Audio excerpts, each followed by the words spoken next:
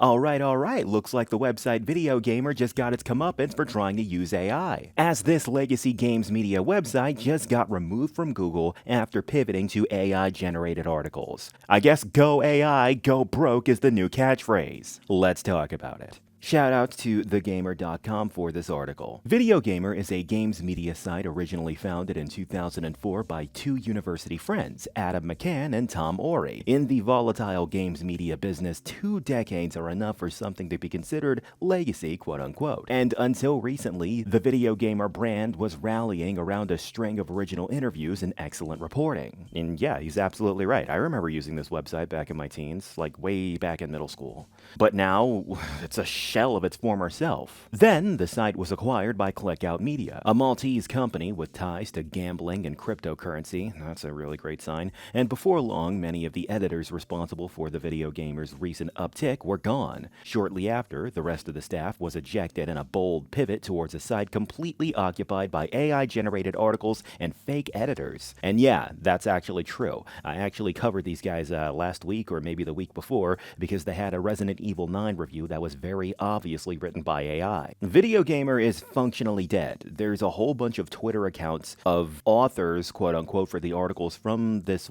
platform that are very obviously fake and are just AI, and they're just pretending to be people. Oh yeah, okay, here we go.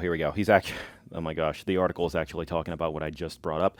Video Gamer then posted an AI-generated review of Resident Evil Requiem, with the obvious problem being that a review posted at embargo time has no content for a limited language model to steal. So the resulting review was a nonsensical string of words that included all of the pre-release information the model could scrape up, including pre-order bonuses. The humanoid husk responsible for the review was a fake editor named Brian Marigold, an expert in iGaming, quote-unquote, which is a term used in a weak attempt to rehabilitate the image of online slot machines. Okay, wow, that's a really good sign. The debacle was useful in that it prompted review aggregator Metacritic to release a statement where the company committed to removing any AI-generated reviews and blacklist outlets that submitted to them. Folks are pushing back against AI. Good. The editor profiles populating Video Gamer, which include ChatGPT-generated profile pictures and fake social media profiles, are a deliberate attempt to mislead Google, as the search engine prioritizes articles written by real people who are experts in their respective subject. And I mean, yeah, it makes perfect sense.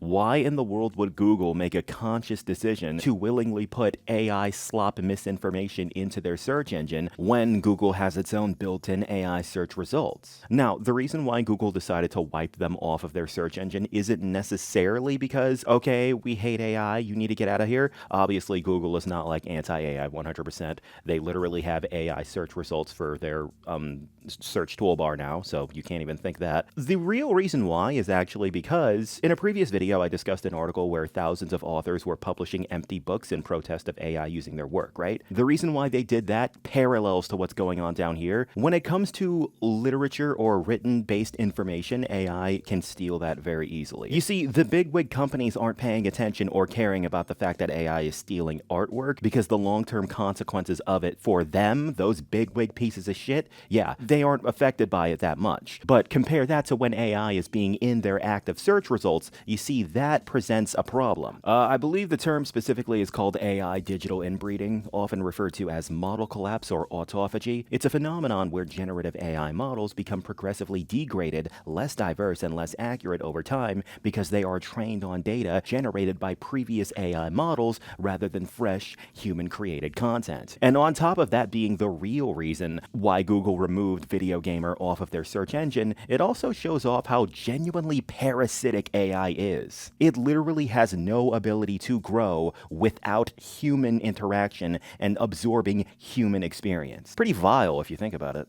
But yeah, man. Go AI, go broke. That's all I got to say on this one. But what do you guys think? Whatever you do, be sure to tell me in the comment section of this video. And don't forget to like and subscribe if you're entertained. That's all for this video, boys. This is Blacklight Jack signing out. You guys have a good one.